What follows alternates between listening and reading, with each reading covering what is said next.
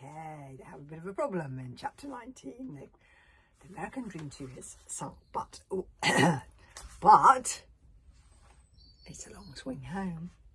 Right, chapter 19, keep kicking, it's a long swim home. What happened to Hiccup? As I said, he jumped off the mast in a not very perfect swallow dive. Toothless dived after him, folding back his wings. It was a long way down. By the time Hiccup reached the breath-stoppingly cold sea, he was moving at quite a speed. Momentum took Hiccup some way downward, and as he resurfaced, he hit his head on a cauldron which was slowly sinking down to the bottom. Hiccup spat out water, gasping and confused, not sure where he was or who he was or what was going on. Blood was pouring into his eyes and he fainted. Toothless let out a oh, bless me, scream of alarm to Kamikaze and Fishlegs and dived down to pull his master up so that his face was out of the water. Kamikaze immediately set out in a sprawling crawl to try and help, but she was some distance from where Hiccup had landed, so she was never going to be able to reach him in time. Fishlegs, on the other hand, was very close. As Hiccup disappeared under the water for the second time, Fishlegs let go of the table and splashed haphazardly across to his friend. He hauled Hiccup up, still unconscious, and heaved him a couple of metres or so to the relative safety of the floating table.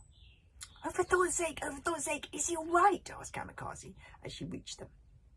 Hiccup was sprawled floppily on his back, still breathing, but with his eyes closed and one arm trailing into the water. "I don't know," replied Fishlegs anxiously. Now you see, this is interesting. Fishlegs wasn't supposed to be able to swim. I don't know, but he's sort of sometimes doing things that you really want to makes you able to do things. "I don't know," replied Fishlegs anxiously. "He's still alive, but he's been knocked out. I think he hit his head on something under the water. We need to get him out fast," cried Kamikaze, "and get him warm." The storm had paused as suddenly as it arrived and was already moving on to the land called America, leaving chaos in its wake. It was as if an angry god had turned the ship upside down, shaken out its contents, and tossed the boat to the depths. All around them, the surviving hysterics were striking out for the American shore, swimming around the myriad of objects floating in the waters. Saucepans, chairs, tables, hammocks, chessboards, stools, fishing equipment, pairs of trousers. Norbert had been very ambitious about the amount of stuff that he was taking to America, and they were all now strewn about the waves and would be washed up for many years on those white beaches. And I wonder what the Native American peoples made of them when they found them. Kamikaze tried to pull the table towards the land, but Fishlegs was wondering what the little figures wandering about in the beaches would make of them when they swam up to the shore.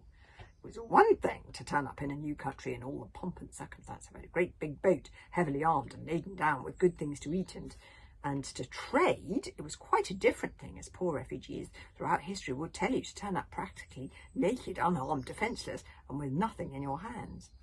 As strangers from an alien nation, would they be greeted with interest and mercy, or would they be greeted with fear? A hail of arrows. "No!" cried Fishlegs, pulling in the other direction. "No, I think we should swim over there," and he pointed out to sea.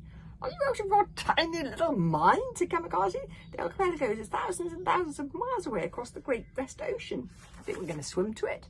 "No, of course not," said Fishlegs, accidentally swallowing a big gulp of seawater. "But I think I can see the outline of a boat on the horizon. I just have this really strong feeling it wouldn't be a good idea for us to land on that beach." The faint noise of shouting coming from the beach in question seemed to underline that feeling. "Oh, I don't know," shivered Kamikaze, faint from weariness and cold. "Okay, let's swim out a little further. We can always change our minds." She agreed. So they began to swim away from the beach. Look, there they are on the table. That's Fish. They put Hiccup on the table, and look, there's swimming. Fishlegs says the emergency has made him learn to swim, and there's Stormfly and Fishlegs on the table legs. You see, they're making sure that Hiccup is safe. They are good friends. "But you can't live in the ocean. Humans haven't got gills," Stormfly pointed out. Toothless fanned Hiccup's face with his wings to try and get him to wake up. We need you, Master. These humans don't know what they're doing."